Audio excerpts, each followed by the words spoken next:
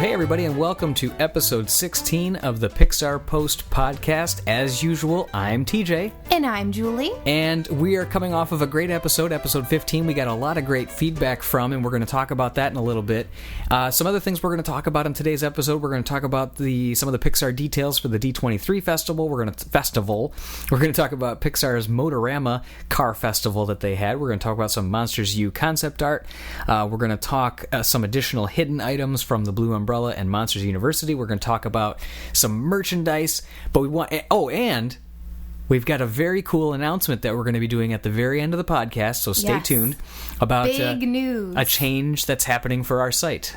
So it's going to be pretty cool. It's really exciting for all of our readers. Yeah, we're excited to see what's going to happen here and the feedback that we get from it. But we wanted to talk first about, just to round out, since Monsters University's been out for coming up on a month now, where it's at in the box office. So total global numbers are at just a little over $474 million. That's incredible. That's huge. I know. So cool, though. It's such a big congratulations to the entire Monsters University team. I mean, obviously, we've seen the film, 5 or 6 times now. 5. And still going to go see it again. But it's unbelievable. I think it's being received so well. It's such a funny film. I mean, young and old, every theater showing that we've been in, I mean, the audience has just cracked up laughing. Yeah, there's only one that we had. They were a little quiet, but it was a morning show, so what do you expect? Yeah. So, okay, let's talk about some merchandise, too, because there's been some pretty cool stuff that's come out and some stuff that's scheduled to come out. We're expecting in the next few weeks. So the first one that Julie happened to notice when she was on the Disney Store's website is the Knick Knack Ear Hat Snow Globe. And it's, July, but it's Christmas in July, I guess.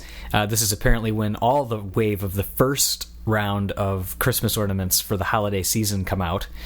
Yeah, and what's interesting about this is I saw on Twitter that someone tweeted a photo of this.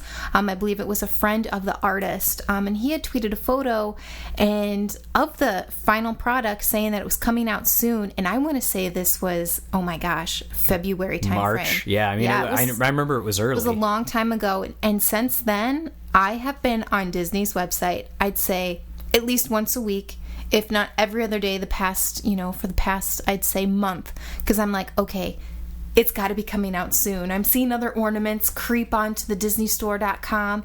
And as soon as I saw it, it had to have been that day that it was released.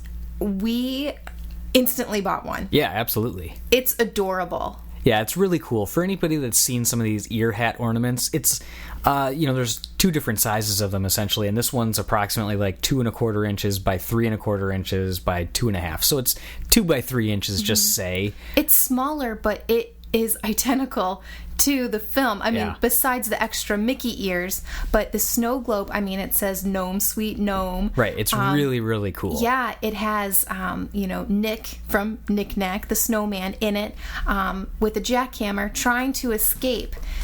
So it's such a great... it's really neat. They have the escape door painted on the bottom of the ornament. Yes. That he gets, out of, but then it comes back on him. There's no water in it. No. In case anybody did wonder. But there is snow. There's snow that's loose that just sits on the bottom, and it's nice that it's not a plastic ornament, because usually if it puts that snow in there, it sticks to the sides. Yes. So that's nice that it doesn't have that. But it's a really, really cool one, and we were lucky enough to get number 7, because it's a limited edition of how many? 2,400? I believe so. Yeah. Number 7. Number 7. And it's hand numbered too, so if you haven't bought this thing yet, it's really neat. Yeah. It's really neat. And, obviously it's really early to be buying holiday ornaments, but it's never too early. Not only is this a neat Pixar ornament, but such a great Pixar collectible. I mean, the shorts, I had written in the post, it's so hard to find merchandise for all the Pixar shorts. I mean, we've seen it. Obviously, we love Partysaurus Rex, and there's not very many toys on Partysaurus Rex, even though we'd love to see them. Yeah. But the same goes for these classic shorts. I don't think any merchandise was really released for any of those. Those were released so long ago, before Pixar was really, where it is today. Right. Yeah, and speaking of Partysaurus Rex, you made me think of this, because the last time we were in the Disney store, we were talking to the clerk there, and we were asking her, hey, does anybody ever ask about Partysaurus Rex toys? And she said, about every day, there's at least 1 or 2 people that come in and ask for a set of bath toys. It's just so perfect, isn't it? It really is. It needs to happen. You know what's funny is we have seen and purchased bath toys for friends with kids and our nephews and niece, that they have like Cars, Toy Story. Cars, they have the princesses, the Toy Story where Rex is in it. Right. And a whole bunch of other characters. And Right. they're just plastic squeeze toys. So I think there's like 7 of them in this, round cylinder case. It would be so incredible. I mean, you could pick 6 or 7 of those characters immediately and have them be made. Yeah, absolutely. Especially because it was all set in a bathtub setting. I mean, it just seems too ideal, doesn't it? It really does. So I think we need to do something about this. Maybe we should start a petition online. Oh my goodness, I thought you were going to ask me to make plastic bath toys. Nope. I have so many things that I'm making right now. And we want to, too. We have another one that I just came up with the other day not that I came up with, but that I talked with Julie about and said, hey, we got to figure this one out, too. Yeah. So it's going to be a good one. Oh my goodness. So anyways, on from that, one of the other things that's going to be coming to the Disney store as well, if anybody has been paying attention to some of the Vine videos and some of the other tweets that we've done, or on Disney's website, they have 6 characters from each of the 6 houses, the fraternities and sorority houses from Monsters University. They have the 6 characters from each one. So 36 stuffed animals. Yes. And I am proud to say that, yes, we did buy them all. Okay, so it started... I have a sickness. It started innocently. We went into the store, and Julie's like, well, I'm only going to get the ones I like. So it started with that. And then it became, well, I should get one more, because we had to keep going back each week because of the pin sale. Yeah. So, because they had the pins on sale for $5 when you bought something else. So... we ended up buying a couple more each of the 3 weeks that we went back, and then there was only a couple that she didn't have, and she's like, well, I have to have the whole set now. Yeah, and I will say the majority of the ones I didn't have was I only bought 2. We only bought 2 of the pink girls because they are literally identical. Except for the skin tone one's and the like hair. Pink, one's purple. And their facial expressions. Right. But I don't care. I loved the pink Had to sorority. have them all. I Had just to have think them all. it was... I loved them, and regardless, yes, we did buy all 36 of these stuffed animals. Needless to say, though, there was... Once we have a child, they will be set, and they can play Monsters University until their heart's content. Yeah, we did think about that specifically. Yes, that is one of the main forces why we bought them all. Yeah. But there was something that was left out, and we felt like there was a few characters that there has to be an answer to. Exactly. So one of them that I don't know that we thought this one was coming, but we were hoping it was coming, well, that I was, Brock Pearson. One of your favorite characters. Right, so he's the one that's the scare game on the Greek Council. The scare games! Yeah, and then Claire Wheeler. Yes. She's also rumored to Love be her. coming out as well. Mm-hmm. Then you have... Dean Hardscrabble. Dean Hardscrabble, which is essential. You have to have You her. have the schools, you have to have her. Have to. Frankly, you do need like a Professor Knight or a Professor Brandywine now, though. Oh, Brandywine. Oh, you need it because now you could have them in school, class. too. Yes. Oh, Professor Brandywine. I loved him. Some say. Yeah, what is these? This Scream can design is a waste of a monster's potential. Yeah, really cool. So then, who's the other one? It is Squishy's mom, Sherry Squibbles. Yes. So that's the other one, and we got which this. is so essential. Of course. I mean, yeah. I mean, especially towards the end of the movie. You got Don Carlton. Yes. He's got to have his love interest. Yes. So, there are obviously, like we said, the professors that we would want, and a few more that, of course, we would want just because we want pretty much everything. I want the slug. I want it all. Every character was... Oh, the slug! Oh, that'd be so good! With a little backpack on? Yes. Oh. That's a good one. Yeah, I know. That's a good... Especially because the end of the movie... Oh! because he's more than just like a bit character. Yeah, absolutely. Because he makes his little appearance at the end of the movie there. Oh, man. Yeah, and we were excited. We want to say thank you to Giovanni, our reader, as well, that sent us that image that showed that those are going to be the characters that are going to be coming out. Or it doesn't show that they're specifically coming out, but it shows that they're made and on someone's shelf. Mm-hmm. So pretty cool. Yes. So we certainly can't wait for that. Speaking of some more merchandise that's out there, the Blue Umbrella had a digital iBook. You can buy it through if you have the iPad, and it is a pretty cool book. It definitely, it scales down the short, of course, but if you liked the short and you liked the artwork of it, it's essentially screenshots from the movie and tells an abridged version of the story with just text overlaying. So like when the rain is falling, it says like pit pat and all these kind of things. It's really cute. And if you wanted to tell kids an abridged version, or if you really want to dig into some of the screenshots a little more, definitely check it out. I really wish that this was made into an actual physical book, kind of like the La Luna storybook.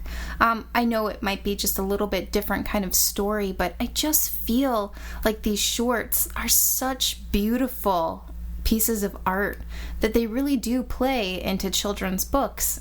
It would be really cool if they came out with a series of these. They have the art of books. Yeah. It would be really cool if they came out with not the background story of it, because they have the art of Pixar shorts and they'll come out with another volume coming up. But it's not announced. I'm just kidding. Yeah. It eventually they will. But they should come out with a series that's consistent across each book, so it's the same like spine on each one, like it is for the art of books, and that way you could have the collection of it there as well. That'd be really cool. Oh, for sure it would. Yeah. So we need to come up with that idea too, apparently. Oh my goodness. So, but yeah, definitely check it out. It's a fun little story if you like the short, especially because it's It's only a couple dollars too. I think it was $4.99. Yeah.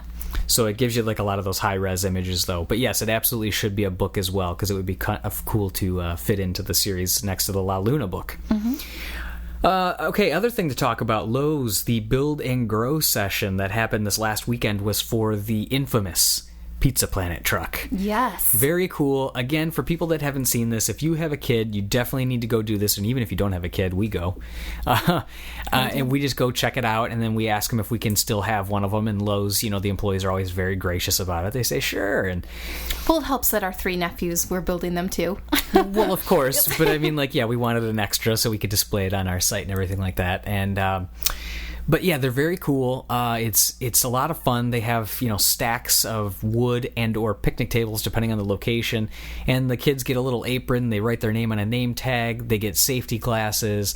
They get the whole set. They give them a little hammer, and the holes are already pre-drilled, so they're just tapping them in essentially. It's just really cool. And then there's a whole bunch of awesome stickers in there. Oh, a ton of stickers, and they get a cool iron-on patch too. That's true. Which is really cute. I mean, kids love that stuff. Of course. We love that stuff. We love it. I mean, who am I kidding? So if you haven't gone, there's one more that's Pixar related. There's going to be more in the series, but there's one more that's Pixar related as well, and that's going to be RC from Toy Story as well, and that's going to be on Saturday and Sunday, July 27th and 28th. So if you haven't done that before, we definitely recommend it. It's a fun event and definitely a lot of fun. But RC made me think of something. Uh-oh. It made me think of a little story that we tell, or that I give Julie a hard time about every time we go into a Toys R Us. Oh, no. I know where this is going. Every time, because our readers probably know about the Toy Story collection, the Thinkway toys that were based on the 3D data with the color representation. They're awesome toys. The original ones, not the re-released ones that you can find in the store now. The original ones from... like 4 years, 4 or 5 years ago. Right. They're awesome. And for Christmas, Julie got me a whole bunch of them. We weren't collecting them for a long time, but of course our collection, as we buy one thing, we have to buy another. I bought him every single one, with the exception of RC. I saw it on the shelf. We still don't have Buzz with the utility belt. Oh, but sorry. There's a couple. We have a Buzz Lightyear. Right. Is that. It's just not the one with the utility belt. My goodness. But yes, RC. Go ahead and tell your story. Yeah, so it was there, and I'm already buying. I think I had 4 of them in my cart. That's like almost $400. Oh, it's not that much. They're like $70 a piece. They were. Okay, so sorry, $350. So RC was like $80. Right. And I was like, oh gosh, I don't know. It's because he's a remote control car. I know. Because he works. Oh, I don't know. Let me think about this. And I already went nuts for Christmas anyway, and I didn't get it. And then by the time I decided, you know what? Yeah, I should go back. It was gone, and we've never seen it again because it was like, obviously, right. You know, they made this run and it's gone. Right. And every time we go into Toys R Us, he reminds me. I go, hey, do you think we're going to find an RC? Oh, my goodness. So I decided to tell that little personal story because it is a fun thing that we joke about every time we go in.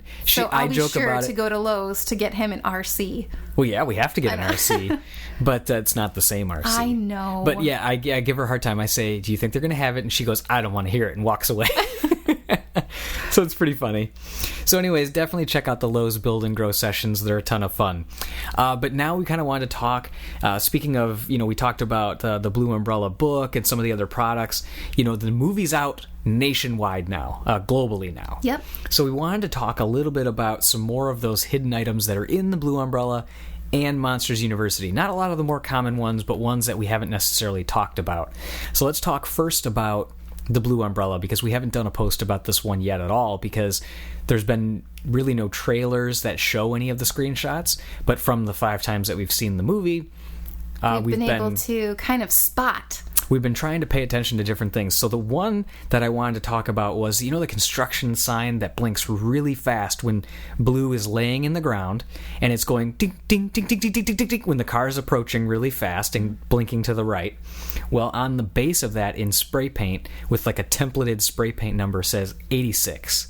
So obviously we can assume that is based on 1986, the year that Pixar became its own individual company and fully incorporated as a spin-off from Lucas. Right. So pretty cool.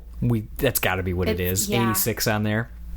The other thing I thought was pretty cool that we saw, and we should have talked about this one before because I noticed this on like the second time we saw it, was when Blue gets separated from his owner the first time, well, not the first time, but when he gets separated from his owner going down into the subway and he floats through the city, when he starts coming down gently and he starts right before he sees red and he starts to get excited again, on the left-hand side there's a billboard that has an image of a 6-wheeled yellow car, and it happens to be the exact same image that's in the basement of Monsters University during the Uzma Kappa house. In the Uzma Kappa house during the Uzma Kappa initiation, right, where Mike and Sully go downstairs. And it's really quick, but you can see it. Right. I mean, it's there long enough that you can be like, hey. Right. So pretty cool that that's the same image there. There's been some debate in the comments on our site of whether that is a representation of the Mike's New Car short. We still think it is, because it's so darn close between the color. I mean, obviously, the Mike's New Short one's a little shorter, but like you talked about, maybe that was an earlier model of it because Monsters University is held prior to Monsters Inc. I do think that, obviously Monsters University would kind of be like how the 70s and 80s are to us right now, and Monsters Inc. is held in present day. Right. So, of course, Mike's New Car looks more modern, shorter, right, sportier, right, than what it would look like in Monsters University. Right. At least that's what I think. That was your, the interpretation. So another one of our readers left a great comment that mentioned that a long time ago on the Rainy City Tales 332 website, which that website, again, was the website that Sashka Unseld, the director of the Blue Umbrella, secretly started to kind of leak secretly his production. Yeah, he put out some really cool behind-the-scenes videos, really, almost cryptic to a way to spark everyone's interest. To be right, like, what is this? Right. Cool pictures of, random items on the street. Mm-hmm. And he'd name them. Right. PG. Right. That, the construction sign. Right. Just characters that could flow throughout this film. And, go ahead and say what. So one of them was what the reader remembered, which we had forgotten, frankly, was that there's a whiteboard that talks about the characters, and it mentions like PG and Lisa and all these other characters that are named, the Gutter and Gutsy, mm-hmm, and all those kind of things. But there was a mention specifically of some neon signs, mm-hmm, specifically mentioning Luigi's and that kind of those signs. We haven't seen those, but The other one that really piqued our interest was that there was a mention specifically of the Pizza Planet truck. It just said Pizza Planet. We can assume that's Pizza true. Planet truck. That's true. Might have been one of the cars buzzing around the streets in the dark. Could it have potentially been a sign on a building? That's like, it was like a location. Like, well, I guess it wouldn't be in the city, but I don't know. But regardless, we've been trying really hard to see if there's a Pizza Planet truck or a reference out there. So if anybody's seen it, definitely let us know. But that's one that we're keeping our eyes out for because we have not found that yet. We're going to see it again this weekend and really keep our eyes peeled. Yeah. So we'll see what we can find. But as far as Monsters University, though, so in terms of that, again, like I mentioned, we're not going to discuss all of them. We're just going to discuss a few that we're still looking for or that we thought were really cool that were in our behind-the-scenes review that we put together. And the first one was when little Mike Wazowski is getting off the bus, and he happens to be, he's left on the bus, and Karen has to say, open the door for him or whatever, and he gets off, and he leans and says something to the bus driver. What does he say? He goes, "Thanks, Joe. Good luck finishing your crossword puzzle." Okay, so the name and Julie totally caught this one, the name is Joe. Joe. Now, Joe Ranft. Joe could be just a name. For some reason, I just thought maybe it was a nod or a reference to the late Joe Ranft. Right. Who was in the story department for Pixar, did a lot of things with Pixar. So many with the films, and He was hidden in Brave. He was hidden as a sculpture in the witch's shop, the witch's cottage, and we just wondered if that's a reference. And, so we're like, ooh, does Joe do crossword puzzles? Yeah, did he do crossword puzzles and all these kind of things? So it's like, was that another cool little nod? So we're keeping our eyes out for that one to see if there's any mention of that as well, because it does seem like that's been one of the people I like to think it is. I just thought it was a really sweet line. Yeah. I don't know. It really warmed my heart thinking that it was a reference. Yeah, so whether it is or isn't. Even if it's not, I'd like to think that it was. Right, it made us think of him. Yeah, exactly. So that's pretty cool. Mm-hmm. So, okay, this one I wrote about, but we didn't get a lot of comments on it because there's just so many like in the post. Sweet. But I wanted to talk about this one because this one still, I think, gets me a little bit, which is, and it blew your mind when I told you. It blew my mind when you told me this. So I was thinking about the movie after we left, and there's a scene in Monsters University, again, where Mike and Sully are now stuck in the human world. And they're in that camp where the kids are. And Mike goes to open the door to get back into the monster world, and it's just the closet now. He cannot get back to... He's essentially banished from the monster world, and he's on his own. But he opens the door and says no, slams it shut, opens it up, slams it shut. He keeps doing this repeatedly. And it totally reminded me of the storyline in Monsters Incorporated when Mike and Sully, again, are banished into... the human world again. The human world again, where they meet the Yeti into the Himalayas. And Sully is opening the door saying no and slamming it shut, going, no, no, no. And it just reminded me that was a really cool kind of story connection between the two, because in Monsters Incorporated, at that moment, Sully had lost... At least he felt he had lost everything. He's stuck in the human world. He can no longer get to Boo. He can't realize his dream of getting her home safely. And in Monsters University, Mike, conversely, is now at his lowest point, and he's realizing, I'm never going to be the top scare. I'm going to be stuck in the human world. It's all going downhill. What is going on? So still blows my mind. I think that is really... I don't know if it had to be intended. It had to be intended, but I don't know if a lot of people pick that up. I mean, that's a pretty deep story reference. That is a deep story reference to pick that up. I don't want to toot my own horn, but I'm gonna, because when I thought of it, I remember in the theater, I got goosebumps. I was like, oh man. That has to be. If you think, I really wish we could get clarification on that, but it has to be. I know. Wouldn't you love to have when you went to the Monsters University press day, you had those round tables, but wouldn't you just love to have a one-on-one round table for a day or two and just hang out, walk around and be like, hey, come here. And then now, can we chat about this? Yeah. And see if all these little things, and then get even more insights that we would be like, oh my God, I didn't even make that connection. Right. Yeah. So pretty cool. I like that one a lot. I do too. I think it's really neat. So, and then you also talked a lot about the textures. Yeah, the textures of this film really blew me away. Not only the concrete, I mean, everyone's seen concrete, but if you really looked at the concrete in this film, you can see like the individual stones, the cracks, the unevenness. Yeah, the gum stains. I mean, even from when they were, when little Mike Wazowski was on his field trip in the Monsters Inc. lot, I mean, that asphalt is...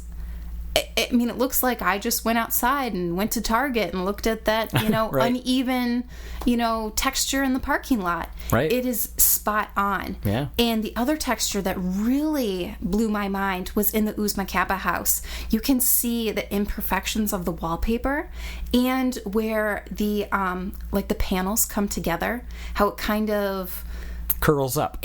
It kind of bows out a little bit, how old wallpaper would look. Yeah, it starts to peel from the walls. In like an older house, but it's very slight. Like you really see it like in the scene where they first get the invitation for the scare games, and Don comes down the hall. You have to look for it, but for some reason it was so authentic, so real that it added to that scene for me. I was like, okay, this is a real house. Right. These are real monsters in a real house. Look at that. Right. I mean, that looks like if I went to anyone's house, like any mom's house who has wallpaper on the walls, that's older what it house would look like. Oh, yeah. When we had wallpaper in our kitchen when I was growing up, as the wallpaper got older, it absolutely was peeling off like that, and it was that flowery wallpaper. Yeah, and you could see like textures from the wall underneath. I mean, the same with like the texture of the wall when Mike and Sully are working out in the MU gym. Yeah, the gym, it had that really rough, kind of like edgy gym. I mean, look like at texture. our walls now. I mean, it had that dry wall texture. Look at our walls now. Everybody listening is like, oh, look at this green wall. Come on over, here. guys. Look at our walls. But yeah, so I was really blown away by that. And of course, the lighting. I mean, I could go on and on, but those were... Yeah. And then the last one that I really kind of connected with was, obviously I had talked about before early on in the trailers, the slug's teeth changing size, but that slug again, when he is running and you just hear the... you just hear that. You can also very slightly hear and see, in perfect syncopation, you can see the zipper on his backpack jingling. And it's moving as his arms are moving and moving the backpack properly. It's just so amazing to me that they took the time to not only animate it, but you can listen and hear it very slightly going ding, ding, ding, ding, ding, ding, ding. A jingle sound. A jingle as it's hitting, the zipper's hitting the actual like tines of the zipper or whatever. Blew my mind. Loved it. Yep. Because we had seen it enough times that we no longer paid attention to the breathing. You pointed out to me, I think, gosh, my third viewing, so when I saw it the fourth time is when I noticed this, but now I can't not hear it. Right, exactly. Yeah, so we hope other people, hear this and then see it again and watch that as well. But then, along those same lines, Mike's keychain, when he first comes into campus, gets off the bus, steps across the line, the cement line, and he's now in Monsters University. And as he's looking around the campus, he's turning, going left and right and seeing the big world, you can see his... he's got a Monsters University emblem keychain on his zipper, attached to the zipper. And as he turns, it whips around. And it's just like, they took the time to animate that, too. And not so just animate it. I mean... Yeah, like properly, physics movement of it and all that kind of stuff. How when, it travels at a separate rate and then hits the bag and falls down. Amazing! And that's such a small detail, but it really adds... I mean, obviously, look at us. We're talking about it. Yeah. So really cool stuff. Yeah. So obviously, like Julie said, we can go on. And we're going to go into a little bit of a shift, but still along the same lines. So as far as there was some great Monsters University digital paintings that were released by Pixarian Paul. And we don't know every Pixarian, so we may mispronounce a couple names, but we think it's Paul Abadilla, could be Abadia. But Paul uploaded a couple weeks ago some amazing The Blue Umbrella artwork that he did, and he showed us what the owners of the Blue Umbrella and the Red Umbrella would look like, because we never see their faces in the short. Really cool to see what they would look like. But now he uploaded last week, or earlier, it was last week, some Monsters University artwork that he did. And again, the sets were created by Christian Norielis, and he did the digital painting for it. And the first one is when Mike is in the door lab at Monsters University. And it just blows my mind. Obviously, people can't see this, but just think about a very architectural drawing. And Christian's work, I've mentioned it in the post, is like this. It's just totally crazy that like he does this architectural style. I have no clue. I can't manage that many vanishing points and that many perspective lines. I mean, obviously I haven't studied it, but still, it's just looking at it, it's amazing. Like, there's the line of the railing, there's like stairs where it goes down and you see Mike standing in front of the doors, and you've got the scare cans against the wall and all these fluorescent lights and tubing on the ceiling, and it's all going to all these amazing vanishing points, and it all feels real to the viewer looking, the viewer point of the image. Just totally cool. I think that says a lot, because it's obviously, I mean, I consider you to be an artist because I think you're very talented, but I think that shows a lot of respect that you have in understanding this artwork that they're showing. Yeah, it's not just saying, hey, I like this as a picture, I like this as an image. Right, managing all the perspective lines and all that. I love hearing you kind of break it down and be like, oh my gosh, the vanishing points. Because it's something that, vanishing points is not something I would technically bring up. Right. When you explain it to me, I'm like, oh my gosh, yeah, I do see that. I do see that the horizon line's tilted. I do see, the different angles that they had to create. You're right. So I do like that you always bring that aspect and really make me think, differently, kind of open my eyes to a different point of view when I look at some of this artwork. And we vice versa. That's why it's cool to bounce this stuff off and go back and forth and talk about it. But Paul's work doing the digital painting for it, just so cool as well. So obviously his work is reflecting, it's showing all the reflections, it's showing the lighting, it's just absolutely ridiculous. I was explaining it to you earlier that like anybody can slap color on an image, if they're digitally painting it, but it's about how they feather the colors, how they use blacks and whites to shape round and define the objects.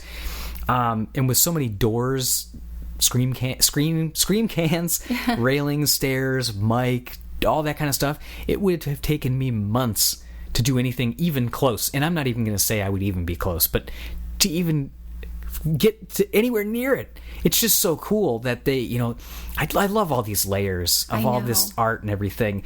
And there's a whole bunch of them that he released. So if you haven't seen the post, definitely check out. Again, all this will be in our show notes, episode 16.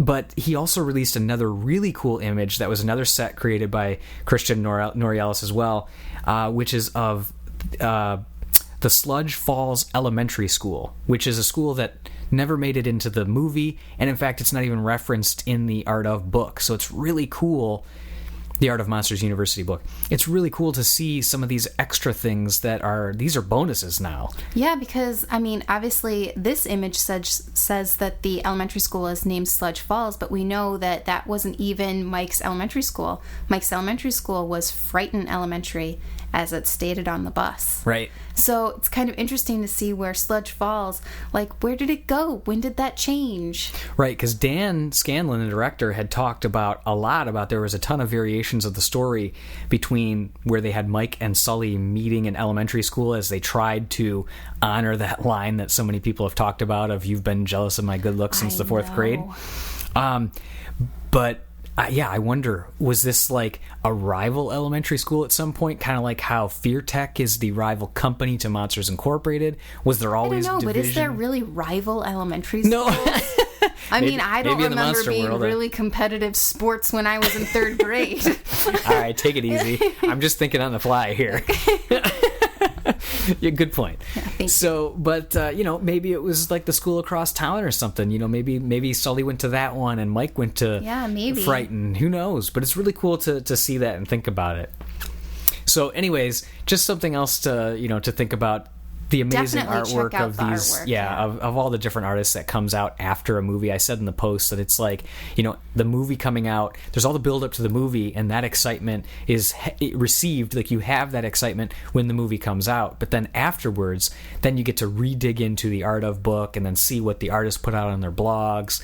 So definitely stay tuned to our site too, because we try to pay attention to all of those blogs and, try to filter them all down if they're putting Pixar, other Pixar artwork out there that we can share. So shifting gears, literally, to good one. to another event that happened at Pixar last week was on July 12th. From noon to 2 p.m. was Pixar's 12th Motorama.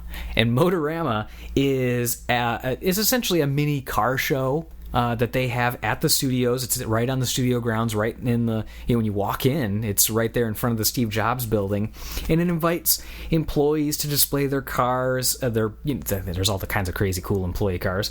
And then as well as dealers bring in cars that are some of their hottest cars and their high-end cars to cars that are even going to be coming out soon. Like they had a new Tesla, which is the electric vehicles. They had a new one of those that's coming out in the fall for an SUV. Really cool stuff.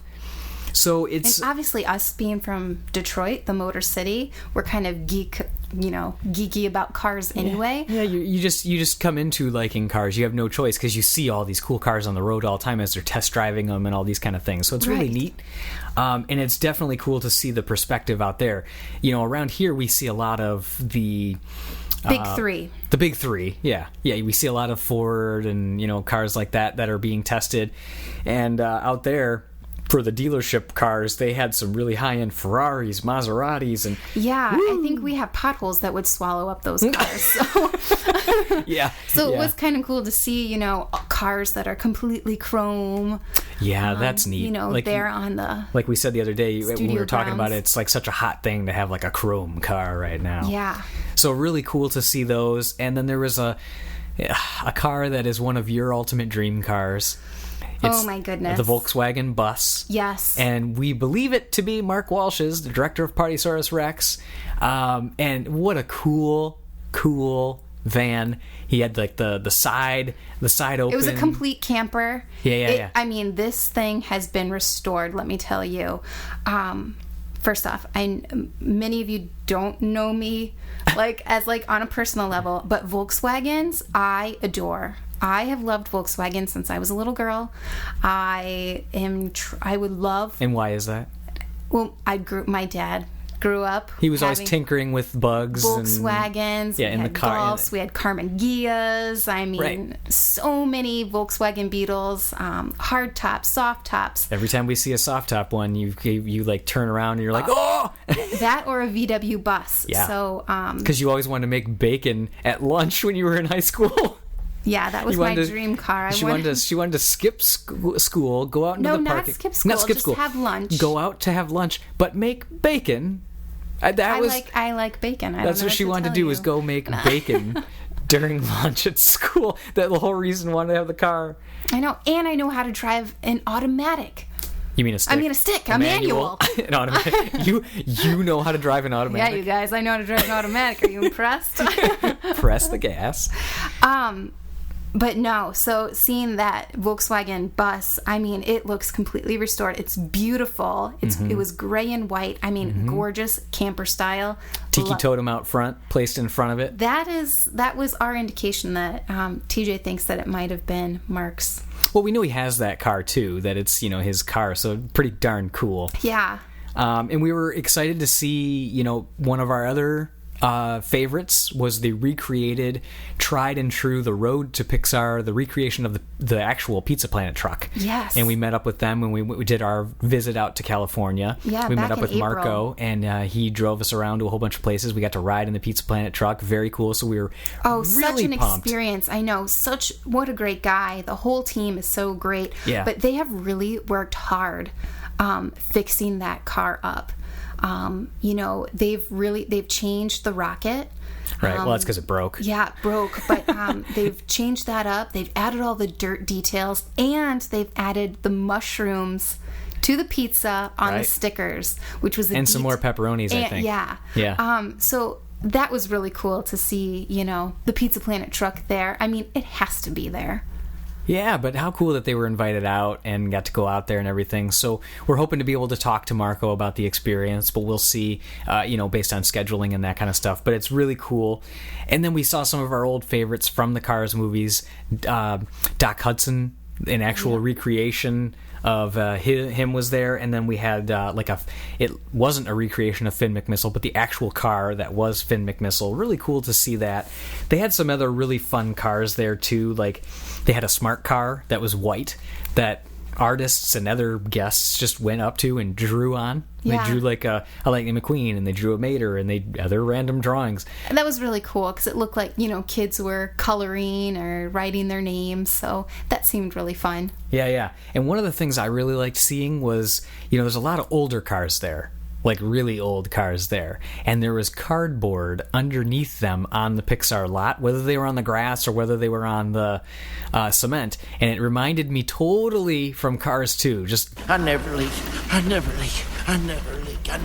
So it totally reminded me of that. It reminds me of Mater going, I never leak. I never leak. Yeah, it just totally reminded me of it because, like, every time funny? you see... I never noticed that in any of those pictures that were online. Yeah, they had cardboard under a couple of them. I think the Citroen, the one that was based on the John Lasseter car over the bridge. I mean, it makes sense. You wouldn't want oil on the concrete. Right? Yeah, and there's some old cars, if you can't trust them, you got to put it under there so that way they... I never leak. Never leak. So anyways, it totally reminded me of that. But for fans of the die-cast cars, I also just wanted to chat about this as well. Pretty cool that there was, for the 10th anniversary, now this was even though it was held in 2013, this is the 12th event, and it was up until year 11, it was an annual event, but now they've moved it, at least from the tweets that we saw, it looks like it's now going to be a biannual event, because there was not one in 2012, and there was this year. So, but for the 10th anniversary in 2010, they released a 1/55th scale Lightning McQueen called Motorama McQueen, and it's this awesome, cool, metallic marble paint finish on it, and they gave it out to attendees and employees that were at the event. Really cool stuff, and I just have to say that I'm really happy to own one of these that I know is authentic, because with eBay, there are so many fakes and reproductions that are coming straight out of China, Hong Kong, where they produce these, and so some of the employees might be factory unauthorized reproducing some of them. So I'm really happy to, that I have one of these. So the only other one that I'm dying for still, and we've talked about it before, is the Surfin' Safari, the one that John Lasseter gave out to employees on Cars 2. And that one, I really wish...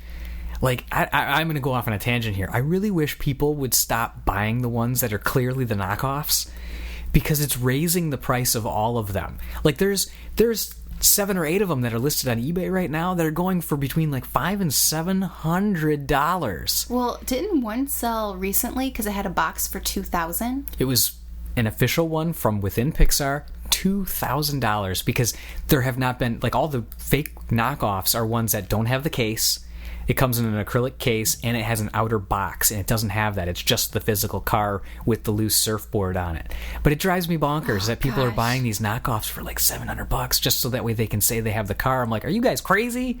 I know. So, but yeah. And for all you guys, to know a little bit more about us, TJ is a geek about these die-cast cars. He collects them. Yeah, we've got 400 some. He loves them. It's not all of them. I had to slow myself down and stop getting all of them, but we have an awful lot of them. And anyways, we could go on and on about it, but I'm in the process of also assembling my, as I call it, my poor man's version of the Motor Speedway of the South set. I won't get into it, but if anybody knows about the die-cast cars, that set sells for over $1,000, and I don't have the official set, but I'm recreating it based on getting some of the other cars. So anyways, it's just, yes, we are total geeks about this stuff. Being from Detroit, collecting the toys, and then with Motorama, it all ties into us. Yes. So we definitely have that connection there. Now, going from one festival to another, the D23 festival. You called it a festival in the beginning. It's not a festival. Expo. It's an expo. You're right. Well, I was going to... Hey, you corrected me now. That's as good as before. I was like, festival? It's an expo. It's like Festivals an outdoor... are small. Expos are big. Okay, well, there you go. So the D23 Expo will be taking place on Friday, August 9th through Sunday, August 11th, coming up next month, just about a month away in Anaheim, California. And we just found out, I think it was earlier today, that, maybe a couple days ago, that Bob Iger will be opening up the event. And then John Lasseter, on the opening day, also on August 9th, will be hosting a series of sneak peeks. Where we're going to see a sneak peek, a showing of The Good Dinosaur. Now, again, not the whole film. Now, whether it be a 10-second clip, 30-second clip, just a sound bite, Time will tell. Time will tell, but it's going to be pretty cool to see this. And obviously, these little sneak peeks that they've had in the past have been big. So this year, the main theater holds 4,000 guests, and now they've added a 2,000-seat overflow theater. Crazy. It's going to be a lot of people. I'm so I'm so bummed that we are unable to make this event. Yeah. It is a bummer, but hey, that's why we can't be everywhere all the time, and that's why we've got there are great readers out there that'll help out. Any of our readers who are going to be at this D23 event, let us know how this goes. We'd love to be able to join you, but unfortunately, this expo we will not be in attendance. Yeah. So one of the other things that's going to be happening there is that there's going to be a Disney Legends Award. So talk about the Disney Legends Award. What is it first?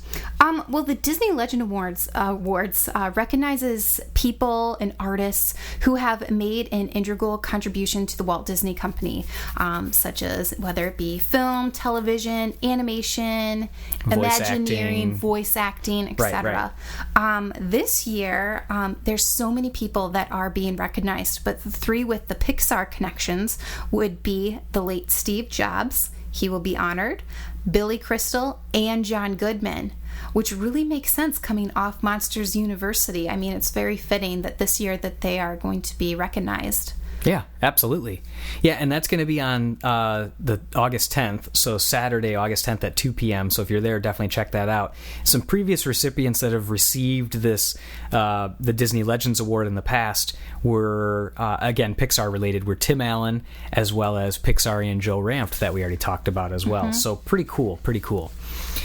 So getting close to our big announcement, one of the things that we wanted to talk about before we did get there, though, was, we get some great comments, feedback, voicemails from people, but there was one in particular that we got that we felt like we absolutely had to play because it was great. It was great that, he was sending us a couple messages on Twitter and decided that he was going to send us his voicemail. So let's just take a listen from one of our readers, Steve. So here, listen up. I just wanted to say, because it's hard to say it in 140 characters without sending 30,000 tweets.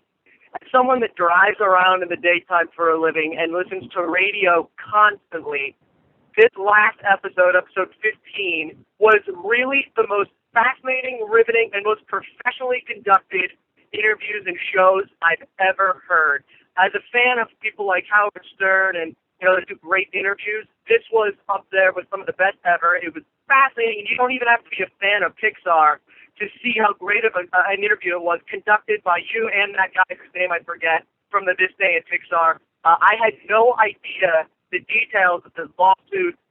The way that you guys described it was amazing, and for anybody that likes business, just in general, to see the relationship between a movie studio and lawsuits and just the constant risk that people run, with being in trouble like this, it's fascinating to hear it. But anyway, I won't keep you all day. I just wanted to say this really was one of the best interviews/shows I've ever heard in my entire life. You guys should really be proud.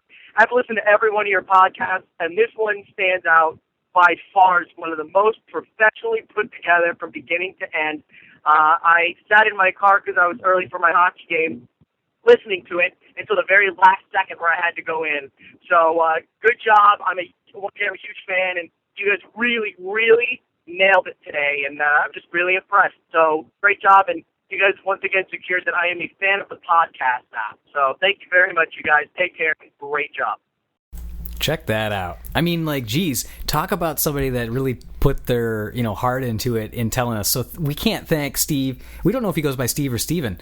We're assuming Steve, but yes, thank you, Steve. Yeah. He has also been really gracious with us and sending us some other great compliments before. He helped us out with getting something that we wanted from the park itself, and in fact, he just sent it to us, so that was really nice of him. The really... Cozy Cone hat, some other merchandise, and then finally, he also really cool. Just to put a plug out for him as being a huge Pixar fan, when he graduated from college, his because it wasn't that long ago, his invitations had a Monsters University twist on it, and he sent out a picture of himself with Sully in his cap and gown, wasn't it? Yes. Yeah. Pretty cool stuff. So we got to see that. So thanks again for sharing not only that with us, Steve, but then also that great voicemail. And I think that may be the first and probably only time that will ever be mentioned in the same sentence alongside Howard Stern. Yeah. But I'll take it.